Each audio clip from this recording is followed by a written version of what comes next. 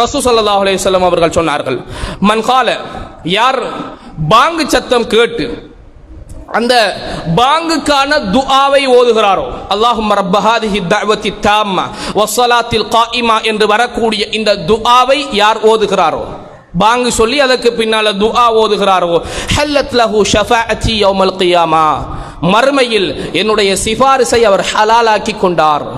அல்லாஹு தஆலா ஏனைய நபிமார்களுக்கு இந்த உலகத்தில் கொடுத்து முடித்ததற்கு பின்னால் முஹம்மது ஸல்லல்லாஹு அலைஹி வஸல்லம் அவர்களுக்கு அவர்களுடைய உம்மத்திற்காக வேண்டி பிற்படுத்தி வைத்திருக்கின்ற மிகப்பெரிய ஒரு சிறப்பம்சம், பொக்கிஷம் ரசூல் ஸல்லல்லாஹு அலைஹி வஸல்லம் அவர்களுடைய சிபாரிசு, ஷஃபாஅத்.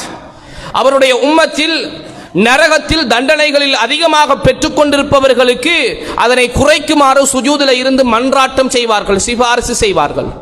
நரகத்தில் இருப்பவர்களை நரகத்தில் இருந்து விடுவிப்பதற்காக வேண்டி சுஜூதில் கிடந்து சிபாரிசு செய்வார்கள். மர்மையிலே சுவர்க்கம் செல்வதற்கு காத்து கொண்டிருப்பவர்கள் உடனடியாக சுவர்க்கம் நுழைய வேண்டும் என்பதற்காக வேண்டி சிபாரிசு செய்வார்கள்.